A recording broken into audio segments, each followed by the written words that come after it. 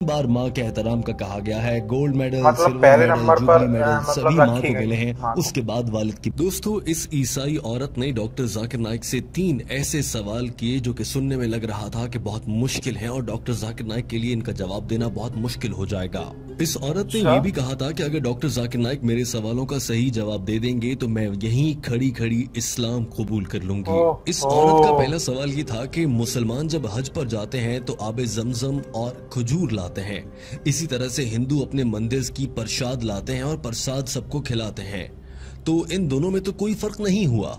इस औरत ने कहा कि मुझे इन दोनों में कोई फर्क नजर नहीं आता। इस औरत का दूसरा सवाल ये था कि एक मर्द मर्द के साथ जिनसी ताल्लुक क्यों नहीं बना सकता, इसी तरह से एक औरत औरत के साथ जिनसी ताल्लुक क्यों नहीं बना सकती। इस्लाम में हम जिन्स परस्ती से मना क्यों किया गया है। ये औरत जानना चाह रही थी कि शादी के बाद ही ऐसा करने की इजाजत क्यों है, अपनी जिनसी लज्जत हासिल करने के लिए शादी की जरूरत क्यों होती है। और हम जिन्स परस्ती जिसमें मर्द को औरत के साथ करने वाले लज्जत ही महसूस होती है या औरत को मर्द के साथ वाले ताल्लुक की लज्जत ही महसूस होती है, उससे मना क्यों किया गया है। इस ईसाई औरत का तीसरा सवाल ये था कि जन्नत में हजरत आदम अलैहिस्सलाम के कहने पर अम्मा हवा ने कुछ खाने का फल खा लिया था, जिसकी वजह से आज तक उन्हें भुगतना पड़ रहा है और औरतों को बच्चे पैदा करने की जिम्मेदारी दे दी गई है कि औरतों को ही इसी दर्द से क्यों गुजरना पड़ता है। इस औरत ने कहा कि मेरा सवाल ये है कि क्या ये सच है कि औरतों को बच्चा जनने की तकलीफ इसीलिए दी गई है क्योंकि अम्मा हवा ने हजरत आदम के कहने पर गलती से वो फल खा लिया था, इसीलिए सारी दुनिया की औरतों को सजा के तौर पर अब बच्चा पैदा करने की तकलीफ से गुजरना पड़ता है। ये तो डॉक्टर जरूरी जाकिर बात नाइक है। ने जवाब देने से पहले कहा कि हमारी इस बहन ने अच्छा सवाल किया है और उनके सवालात को दोहराया। उन्होंने पहले सवाल को लेते हुए कहा कि प्रसाद खाने में और खाना काबा से या हज और उम्रा से खजूरें खाने में क्या फर्क है, इस पर सबसे पहले बात कर लेते हैं। उन्होंने कहा कि हिंदू किताबों के मुताबिक प्रसाद अल्लाह को खिलाने के तौर पर दिया जाता है, लिहाजा हिंदू जब प्रसाद बांटते हैं या किसी को देते हैं तो इसका मतलब ये है कि वो अपनी तरफ से ये सोच रहे होते हैं कि वो अपने भगवान को या अपने खुदा तक खाना पहुंचा रहे हैं, जबकि हकीकी खुदा को, जिसे आज तक हिंदू पहचान नहीं पाए, उसे खाने की जरूरत नहीं होती। अल्लाह ताला कुरान पाक की सूरा इनाम में फरमाता है, अल्लाह सबको खिलाता है मगर अल्लाह को किसी के दिए गए खाने की जरूरत नहीं है। किस इंसान की ये जरूरत है कि वो अल्लाह ताला को खाना खिलाने का सोच सके या ऐसी बात कर सके। डॉक्टर जाकिर नाइक ने कहा कि कुरान पाक में 3 से 4 मरतबा ये कहा गया है कि गैरुल्लाह के नाम से मंसूब करके खिलाया गया खाना हराम होता है, यानी अल्लाह के सिवा किसी को शरीक ठहराते हुए उसके नाम पर दिया गया कोई भी खाना हराम होगा। लिहाजा चूंकि प्रसाद गैरुल्लाह से मंसूब होती है तो वो खाना हराम है।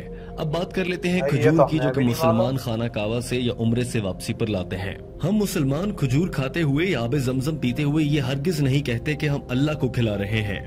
और सऊदी अरब का सबसे मशहूर फल खजूर है, वहाँ की खजूरें बहुत मशहूर हैं। यही वजह है कि कोई भी मुसलमान वहाँ से खजूरें लाता है और ये कभी नहीं कहता कि मैं अल्लाह को खाना खिला रहा हूँ, नौजुबिल्लाह।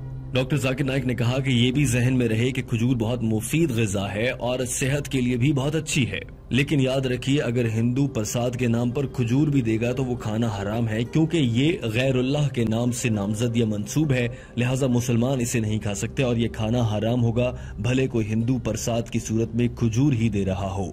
दूसरे सवाल की जाने बढ़ने से पहले डॉक्टर जाकिर नाइक ने कह दिया कि ये है हिंदू और मुसलमान में फर्क कि मुसलमान ऐसा नहीं समझते कि उनके बनाने वाले रब्बे ताला को, अल्लाह को किसी के खाने की जरूरत है, जबकि हिंदू ऐसा समझते हैं कि उनके भगवान को खाना खिलाने की जरूरत है। डॉक्टर जाकिर नाइक ने कहा कि हमारी इस बहन का दूसरा सवाल ये था कि हम जिन्स परस्ती क्यों गलत है, मर्द मर्द के साथ और औरत औरत के साथ सेक्स या जिनसी ताल्लुकात क्यों नहीं रख सकते, जबकि मकसद तो लुत्फ लेना ही होता है और इसके लिए शादी करने की क्यों जरूरत है, शादी के बगैर ये सब क्यों नहीं किया जा सकता। डॉक्टर जाकिर नाइक ने इसका जवाब देने के लिए कुरान पाक की आयत का हवाला दिया और कहा, अल्लाह ताला कुरान पाक की सूरह असरा आयत नंबर 32 में फरमाता है कि ज़िना के करीब मत जाओ क्योंकि ये बेहयाई और बुरा रास्ता है। और कुरान पाक में एक और जगह इरशाद फरमाया गया है कि और तुम मर्दों के साथ जिनसी ताल्लुक रखते हो, यानी तुम हद से गुजरते हो, बिलाशुबा ये बेहयाई है, यानी तुम इस्लाम में लगाई गई हम जिन्स परस्ती पर पाबंदी को तोड़ने वाले हो, जो कि हराम है। और अल्लाह ताला ने मियाँ बीवी के लिए एक दूसरे के दिल में मोहब्बत रख दी है, बेशक गौर करने वालों के लिए इसमें बहुत सी निशानियां हैं। लिहाजा हम जिन्स परस्ती से लज्जत लेना कुरान पाक की रूह से इंतहाई गलत है और हम जिन्स परस्ती में लुत्फ तो हो सकता है मगर मोहब्बत नहीं हो सकती, जो कि अल्लाह ताला ने खालिसतन मियाँ बीवी में एक दूसरे के लिए रख दी है। और साइंस भी ये कहती है कि इंसान हकीकत में हम जिन्स परस्ती को नापसंद करते हैं। अब आप ये भी नुक्ता उठा सकती हैं या उठाती होंगी अक्सर कि हम जिन्स परस्ती दो लोग अपनी मर्जी से कर रहे हैं, हम इसमें कौन होते हैं बोलने वाले, लेकिन हमारे खुदा ने, अल्लाह ताला ने इससे मना फरमाया है। डॉक्टर जाकिर नाइक ने कहा कि इस्लाम ने इस हवाले से शादी को इसीलिए रखा है, इसीलिए इंसान में जिनसी लज्जत हासिल करने की ख्वाहिश भी बहुत ज्यादा रखी गई है ताकि वो जल्द अज जल्द शादी करें और उसके बाद उनकी औलाद नरीना हो और इंसानों की आमद का सिलसिला क़यामत तक यूं ही चलता रहे। और अगर हम जिन्स परस्ती होगी तो बच्चे कैसे पैदा होंगे? डॉक्टर जाकिर नाइक ने कहा कि हजरत मोहम्मद सल्लल्लाहु अलैहि वसल्लम ने इरशाद फरमाया कि मियाँ बीवी का आपस में जिनसी ताल्लुक रखना दरअसल इबादत है। और आज साइंस हमें ये कह रही है कि एक जानिब वो लोग जो शादी करते हैं मुख्तलिफ जिन्स के लोगों से और दूसरी जानिब वो लोग जो हम जिन्स परस्ती करते हैं उनके दरमियान मवाजना करें तो शादी करने वाले लोग ज्यादा खुशगवार और अच्छी जिंदगी गुजारते हैं। डॉक्टर जाकिर नाइक ने ये भी कहा कि इस्लाम, यहूदियत, ईसाईयत और तमाम मज़ाहिब ही हम जिन्स परस्ती से रोकते हैं और ये इंसान की सेहत और उसकी नफ्सियात के खिलाफ है। डॉक्टर जाकिर नाइक ने कहा कि मैं जब कनाडा गया तो मैंने वहां पर देखा कि हम जिन्स परस्ती के इश्तिहार लगे हुए थे, जबकि कनाडा जैसे मुल्क में इससे मना किया गया है। पूरी दुनिया में इससे मना किया जा रहा है और अब दुनिया को ये समझ आ रही है कि ये काम गलत है और पूरी दुनिया अब हम जिन्स परस्ती पर पाबंदी लगा रही है। मगर भारत में हम जिन्स परस्ती को और इस रिवाज को फरोग देने की बातें हो रही हैं और इसे आम करने के लिए कानून बनाने की बातें की जा रही हैं, जो कि गलत है।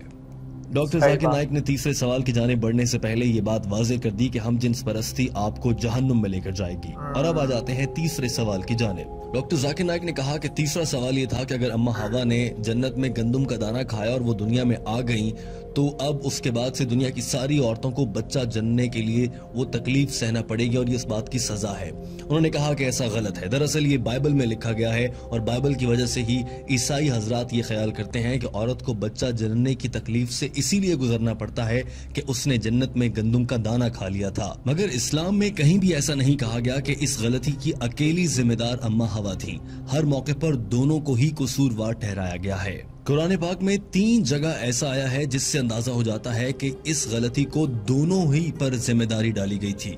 मिसाल के तौर पर एक जगह कहा गया कि हमने इन दोनों को मना किया कि गंदम का दाना नहीं खाना।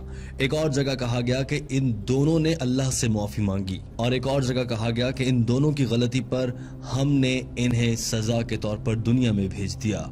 हर जगह पर दोनों का जिक्र हुआ है, अकेली हजरत अम्मा हवा अलैहिस्सलाम का जिक्र नहीं हुआ। लिहाजा कुरान पाक की रूह से हजरत अम्मा हवा और हजरत आदम अलैहिस्सलाम दोनों ही जिम्मेदार हैं। चूंकि बाइबल में कुछ तब्दीलियां कर दी गई हैं, इसलिए बाइबल में मालूमात बदल गई और अब ईसाई मजहब के फॉलो करने वाले लोग इसे गलत समझ बैठते हैं, जबकि इस्लाम में ऐसा बिल्कुल भी नहीं है। आप कुरान पाक में पढ़ेंगी तो आपको मालूम होगा कि औरत के लिए हमल बद्दुआ नहीं बल्कि खुशकिस्मती है। सूरह निसा आयत नंबर 1 में फरमाया गया कि अपनी औरत का ख्याल रखो और उनके साथ अच्छे से पेश आओ। एक और जगह फरमाया गया कि हमने इंसान को अपने वालिदैन के साथ अच्छे तरीके से पेश आने का हुक्म दिया है, क्योंकि उसकी माँ ने हमल और बच्चे को पैदा करने की तकलीफ उठाई है। इसी तरह से एक हदीस है कि एक सहाबी ने आप सल्लल्लाहु अलैहि वसल्लम से दरियाफ्त किया कि या रसूल अल्लाह, मैं अपने वालिदैन में से माँ के साथ अच्छा सलूक करूं या बाप के साथ? आप सल्लल्लाहु अलैहि वसल्लम ने फरमाया अपनी माँ के साथ। उस शख्स ने फिर यही सवाल दोहराया और दूसरी मर्तबा में भी आप सल्लल्लाहु अलैहि वसल्लम ने फरमाया कि अपनी माँ से। तीसरी मर्तबा के सवाल में भी यही जवाब मिला और चौथी मर्तबा के सवाल के जवाब में आप सल्लल्लाहु अलैहि वसल्लम ने फरमाया कि अपने वालिद से। लिहाजा 3 बार माँ के एहतराम का कहा गया है। Gold medal, silver medal, jubilee medal सभी माँ को मिले हैं। हाँ। उसके बाद वालिद की बात है। इसका मतलब ये हरगिज नहीं है कि वालिद का एहतराम ना किया जाए, मगर माँ का बहुत एहतराम है। और डॉक्टर जाकिर नाइक ने यह भी कहा कि अल्लाह ताला ने इसीलिए ये जिम्मा औरत को दिया है। बताएं आप, क्या कोई मर्द बच्चे को जन्म दे सकता है? हरगिज नहीं। डॉक्टर जाकिर नाइक ने कहा कि मुझे उम्मीद है आपको अपने सवालों का जवाब मिल गया होगा। उस औरत ने हाँ में जवाब दिया तो डॉक्टर जाकिर नाइक ने सवाल किया, क्या आप अल्लाह को एक वाहिद इबादत के लायक मानती हैं? डॉक्टर जाकिर नाइक ने सवाल किया कि आप हजरत ईसा अलैहिस्सलाम को खुदा मानती हैं? उस औरत ने जवाब में कहा नहीं। डॉक्टर जाकिर नाइक ने सवाल किया कि फिर आप उन्हें क्या मानती हैं? जवाब दिया कि मैं उन्हें पैगंबर मानती हूँ। सवाल हुआ कि क्या आप हज़रत मोहम्मद सल्लल्लाहु अलैहि वसल्लम पर ईमान रखती हैं और उन्हें अल्लाह का आखिरी नबी मानती हैं? औरत ने जवाब दिया, जी हाँ, मैं उन पर यकीन रखती हूँ और वो अल्लाह के आखिरी नबी हैं। डॉक्टर जाकिर नाइक ने आखिरी सवाल किया, आप पर इस्लाम कबूल करने के लिए कहीं से कोई दबाव तो नहीं, किसी ने कोई रिश्वत तो नहीं दी? उस औरत ने जवाब में कहा, हरगिज ऐसा नहीं है। तो डॉक्टर जाकिर नाइक ने कहा, मुबारक हो, आप इस्लाम कबूल कर सकती हैं।